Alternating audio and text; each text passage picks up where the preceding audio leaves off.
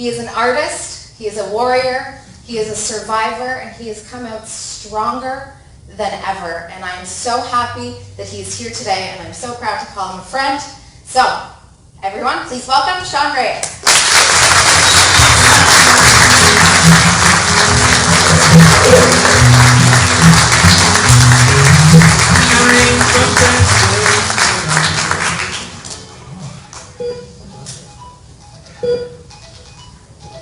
May 3rd, 2009. That's the noise that rings through my family's ears as I lay near lifeless in a hospital bed. Now, the incident I'm talking about was my 27th birthday celebration and the traumatic brain injury that I sustained after being assaulted that night. We're going to come back to that though, okay? Because although I do recognize and absolutely realize that that was a hugely momentous event, huge, one that set all kinds of wheels in motion for who I am and what I am today, I've also realized something. It was just that, an event. An event that actually took place in a story that began so many years before that. See, I come from a regular-sized family, 5 of us. The 2 parents, mom, dad, 3 siblings. I am the middle child, in case anybody's wondering.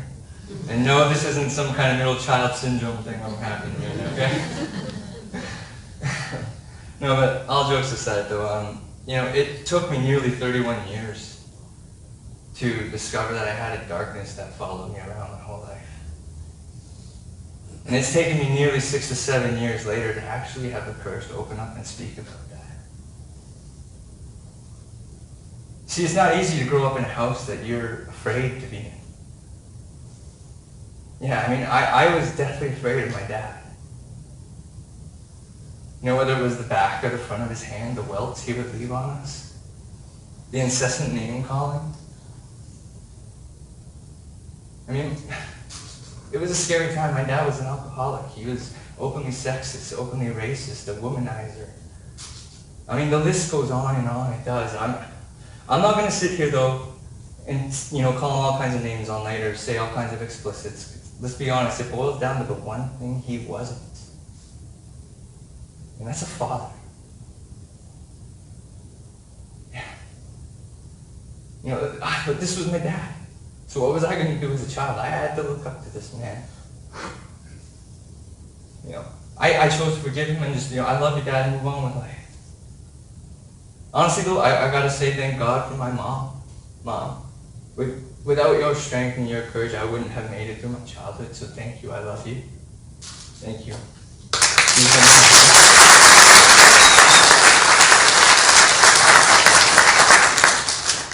But yeah, like I said, it was a scary time.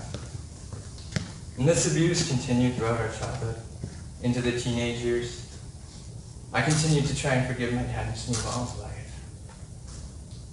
This is the same man that on my 17th birthday left our family without a word. No one heard from him for about a year. Yeah. My world blew up that day, it did. And I can remember that night. I remember the exact words that came out of his mouth before I didn't hear from him for that long.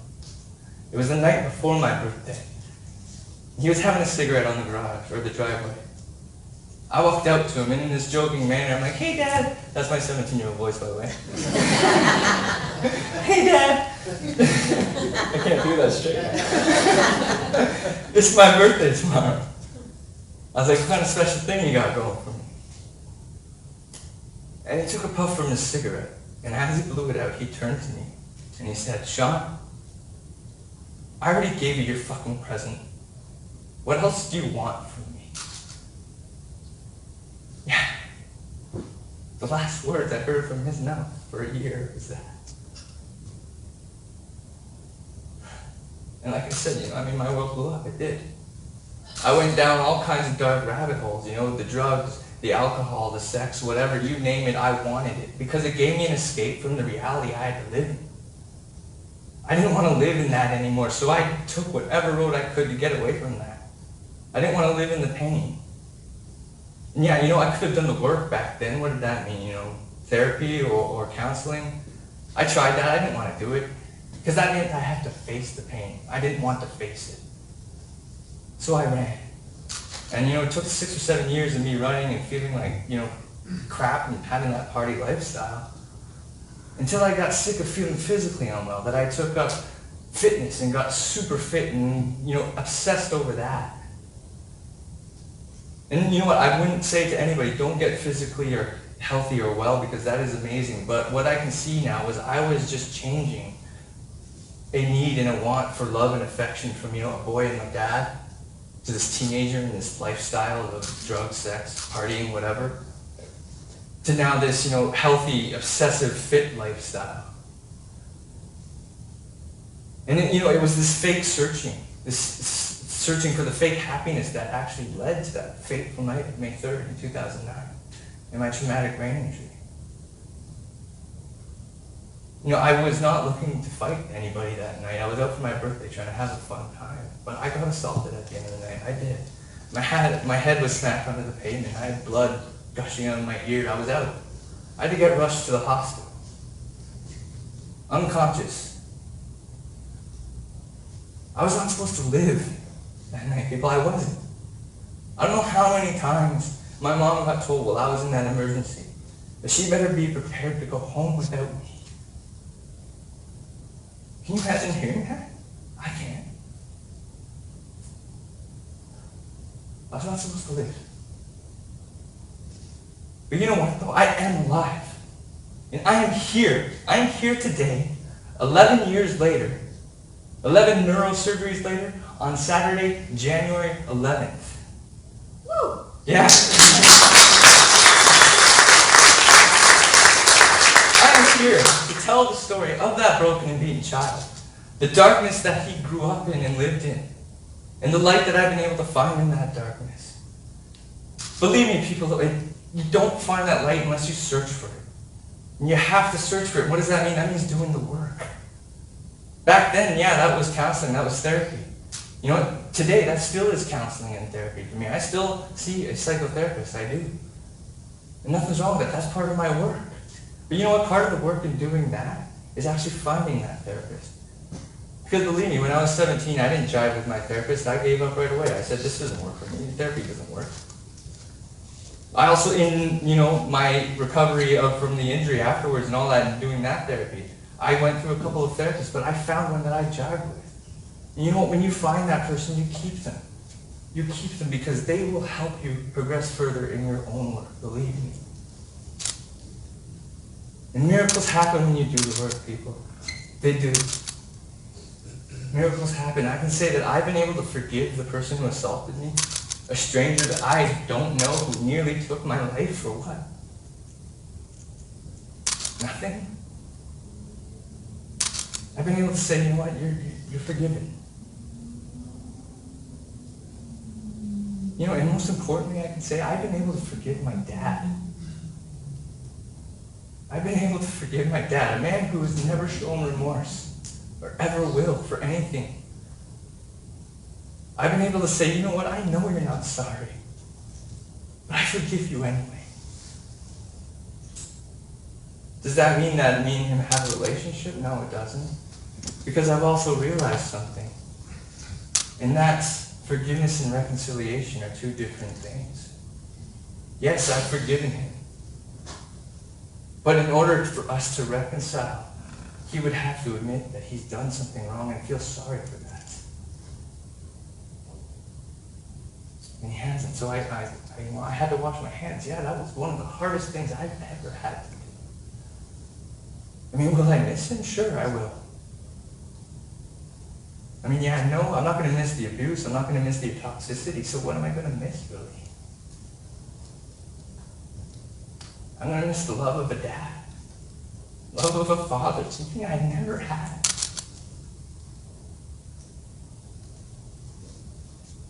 That's okay. Honestly, I'm okay with that. I know I'm a little teary right now, but I'm okay. Because doing the work is going to hurt. It does hurt. That's part of the work, though. I mean, you got to be okay with that. Miracles do happen when you do it. Trust me, they do. The relationships with the people in my life, they're so amazing right now. My mom, my sister, my brother, my extended family, everyone, thank you. My friends, every single one of you out here right now, every single one of you who has brought love and support to everybody here, thank you.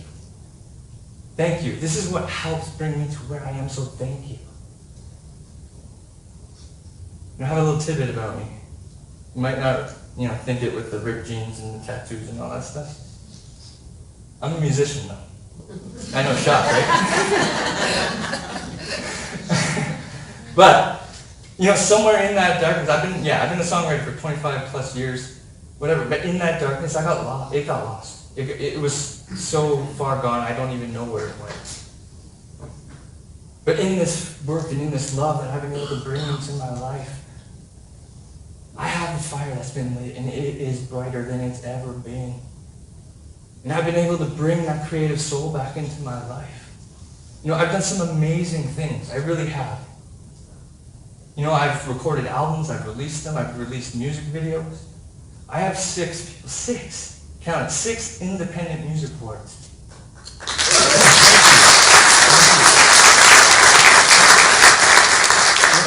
To which I've been able to fly to Hollywood, California to attend those ceremonies. I mean, that is amazing. I've been able to speak at events like this, other traumatic brain injury events, or mental health awareness events. That is amazing. From a kid who was broken and beaten to almost nearly losing his life. Not even supposed to live. To being able to do all of that right there, that is magic. And that happens because you do the work.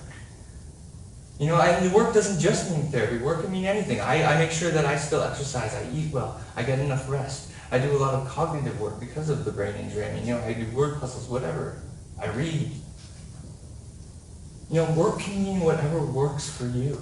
Whatever helps you to cope in a positive way. And that's what I've found. Magic happens. It does. Believe me.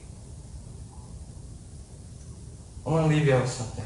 Words from a song that actually really resonate with me. And maybe they will with you too. I am the way. I am the light. I am the dark inside the night. I hear your voice and I feel your dreams. And in the dark I hear your screams. Don't turn away. Just take my hand. And when you make your final stand, I'll be right there. I'll never leave. And all I ask of you is believe. Believe, everybody. Thank you.